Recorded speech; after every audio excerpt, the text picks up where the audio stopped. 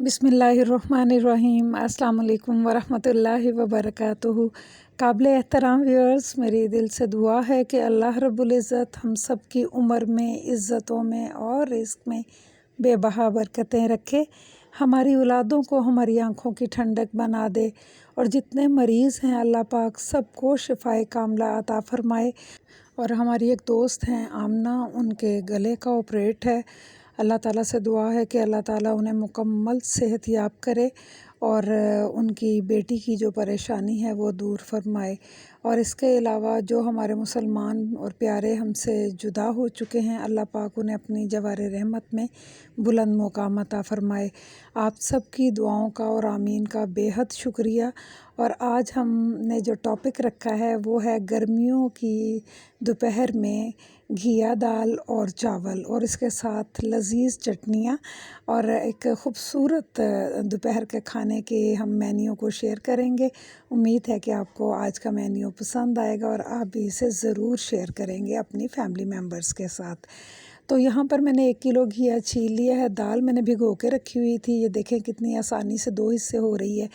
तो इतनी ही इसको हम सोक करेंगे और बहुत ही मैं कोशिश करूँगी कि आसान वे में आपके साथ इसकी रेसिपी शेयर करूँ। और वो इसलिए कि ज़ाहिर है गर्मी होती है तो बहुत देर तक किचन में रहना और बहुत डिटेल में जाके कुकिंग करना ये बिल्कुल भी आसान नहीं है। और पकाने वालों को ही अंदाज़ा होता है कि कितनी मुश्किल होती है इतनी सख्त जो है ना हार्ड टाइम में ना वहाँ पर रहना। और आपको पता है कि वहाँ पर हम फ़ैन भी नहीं चला सकते और फिर सारा काम भी करना होता है फैमिली के लिए। तो मैं इस बात को समझते हुए, इस सारी बात को मद्देनज़र रखते हुए आपके साथ शेयर कर रही हूँ आज की रेसिपी का पैटर्न। और यहाँ पर आप सिर्फ ये देखें कि मैंने 3 जो अनियन हैं इनको मैंने 3 से 4 टुकड़ों में डिवाइड किया है। इतना आसान करके आपके साथ शेयर करूँगी, इंशाल्लाह आप लोग इसको बआसानी बना लेंगे और वक्त भी बहुत ज़्यादा बचत इसमें वक्त की बचत है। तो यहाँ पर ये करना है कि जिस तरह मैं चॉपर में मसाले को पीसूँगी, अगर आपके पास चॉपर ना हो तो मैं उससे भी आसान तरीका आपको बता देती हूँ और वो बड़ा ही अच्छा माइल्ड और ब्लेंड मसाला बनता है। तो आपने करना क्या है कि जो हमारा जूसर ब्लेंडर होता है ना, उसके अंदर आपने ये तमाम चीज़ें जो मैं यहाँ पर आपको हाईलाइट कर रही हूँ, मैं आपको दिखा रही हूँ, इन तमाम चीज़ों को आपने उसमें डाल देना है। तो यहाँ पर मैंने 2 बड़ी सब्ज़ मिर्च ली हैं जो कि तेज़ नहीं होती और 2 मैंने लिए हैं टुकड़े इसमें अदरक के। थोड़ा सा इसमें 3 या 2 के करीब बड़े टमाटर ले लें और एक पोथी जो है मैंने छील के रखी है इसकी लहसुन की, वो डाल दी है। तो अब ये देखिए कि मैंने अगर इसमें चॉपर में डाला है तो आप जूसर ब्लेंडर में डाल दें, दोनों से एक ही काम होता है। फ़र्क ये पड़ता है कि इसमें मैंने जो टमाटर फ्रीज़ थे उसी के पानी से ये मसाला बन जाएगा और ब्लेंडर के अंदर आपको तकरीबन हाफ़ कप पानी जो है ना सिर्फ डालना पड़ेगा। इतना फ़र्क पड़ता है। पानी तो हमने बाद में भी मसाला बनाते हुए थोड़ा बहुत ऐड करना होता है, तो इन चीज़ों से फ़र्क नहीं पड़ता।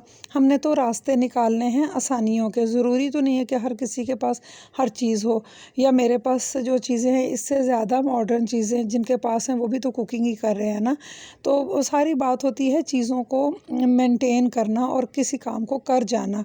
तो बिस्मिल्लाहिर्रहमानिर्रहीम, इसमें हमने 1 कप जो मेजरिंग कप होता है ना वो अब भर के इसमें डाल लीजिए कुकिंग ऑयल का और इसके अंदर इस मसाले को डाल दें। मैंने फ्लेम पहले ही ऑन कर दी थी। पैन मेरा गरम है, कुकर गरम है और जब आपका बर्तन गरम होता है ना तो ऑयल भी तेज़ी से गरम हो जाता है और मसाला बहुत तेज़ी से कुक होता है। तो ठंडे बर्तन में ये चीज़ें ना डालें, पैन रख के। तो उसमें फिर अब मैंने इसमें हाफ़ टी स्पून हल्दी डाली थी, 1 टेबल स्पून नमक, 1 टेबल स्पून सुरख मिर्च पाउडर और इसी के साथ ये 2 है ना, ये हाफ़ टी स्पून है, 1 टेबल स्पून इसमें सफ़ेद ज़ीरा डाला है और इसी के साथ अब हम इसको मिलाएंगे आपस में। तो सारी चीज़ों में क्या गई, हल्दी गई है, नमक, सुरख मिर्च और सफ़ेद ज़ीरा। घी मैंने घी या ऑयल आपकी ऑप्शन है, जो आप जिसमें भी आप खाना पकाते हैं आप उसमें बना लीजिए। तो अब हमने सबसे पहले जो सोक्ड चने की दाल है ना इसको इसमें डालना है और इसको अच्छे से मिक्स करना है और इसको 1 और 2 और 3 मिनट, जस्ट 2 से 3 मिनट आपने इसको मीडियम टू हाई फ्लेम पर रख के आपने कुक करना है। तो फिर उसके साथ ही हम इंशाल्लाह इसमें घिया डाल देंगे।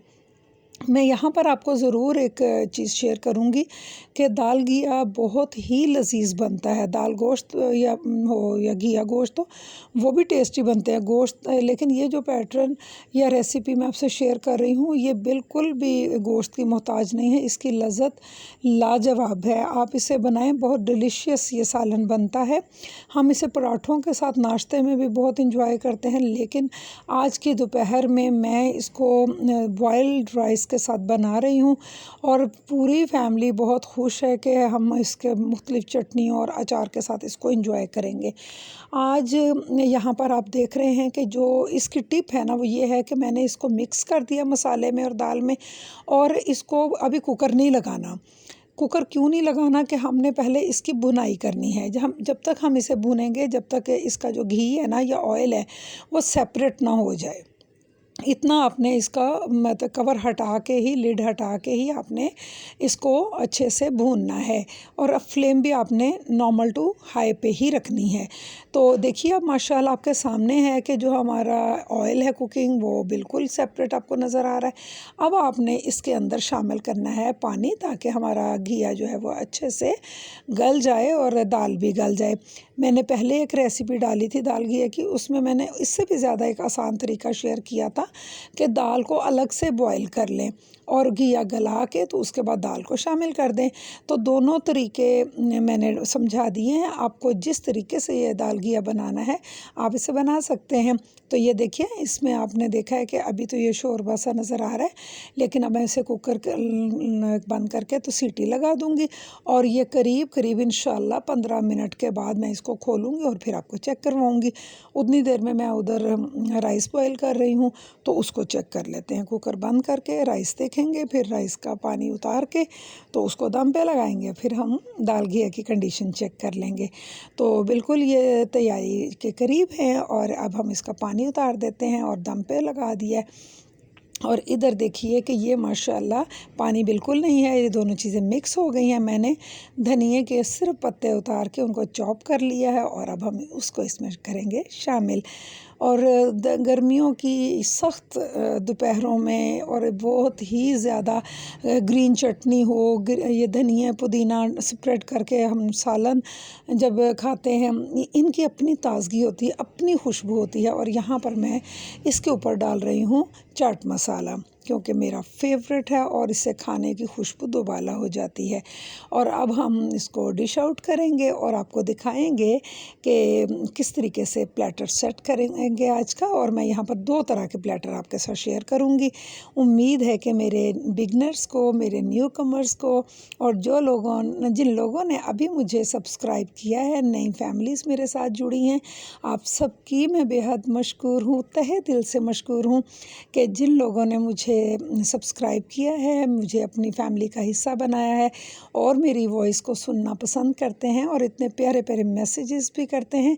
तो यहाँ देखिए कि माशाल्लाह एक जो चटनी मैंने कल मैंगो की बनाई थी, खट्टी मीठी चटनी जो थी वो है, साथ में अचार है गाजर का और साथ में मिर्ची है, आम का अचार है, राइस है, बंद गोभी सैलड के तौर पे थोड़ी सी रखी है और दाल घिया।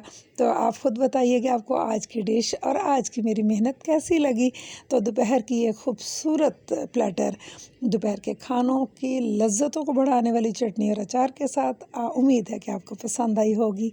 और अगर आप कोई फरमाइश करना चाहें तो ज़रूर कमेंट बॉक्स में बताइएगा, इंशाल्लाह मैं उसको ज़रूर फोकस करूँगी। तो चलें दुआ करते हैं कि अल्लाह पाकिस्तान के ख़ित्ते ख़ित्ते को अपनी अमान में रखना और मेरी आवाज़ दुनिया के जिस भी कोने में सुनाई दे रही है, अल्लाह ताला आप सब की परेशानियों को दूर फरमाए और आपको खुशियाँ नसीब करे। और अगर कोई बीमार है तो अल्लाह ताला उसे जल्द सेहतयाब कर दे। इन्हीं तमाम दुआओं के साथ इजाज़त लेते हैं। इंशाअल्लाह दोबारा किसी मज़ेदार सी और मुफीद रेसिपी के साथ हाज़िर होंगे। तब तक के लिए अल्लाह निगहबान।